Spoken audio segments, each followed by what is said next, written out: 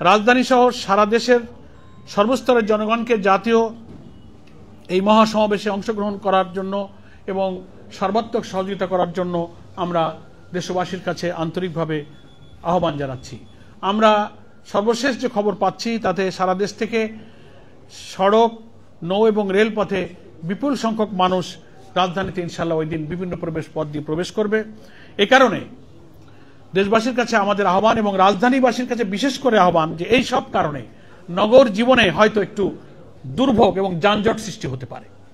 আমরা জামাত ইসলামীর পক্ষ থেকে দেশবাসী এবং নগরবাসীর কাছে অগ্রিম বিনয়ের সাথে ক্ষমা প্রার্থনা করছি যে এই সমাবেশের কারণে কিছু জনদুর্ভোগ, কিছু যানজটের কারণে নগরবাসীর কিছু কষ্ট হবে।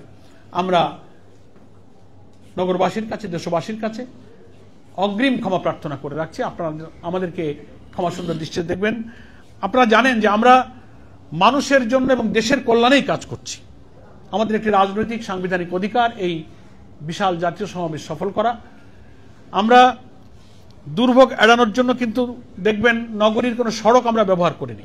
অনেকে রাস্তার উপরে সমাবেশ করেন, কিন্তু আমরা কোনো সড়ক ব্যবহার না করে ঐতিহাসিক সোহরাওয়ার্দী উদ্যানকেই ব্যবহার করার জন্য সিদ্ধান্ত নিয়েছি, যেটা খুবই ব্যয়বহুল। এখানে পানি, এখানে বালু ভর্তি করা লাগে, যথেষ্ট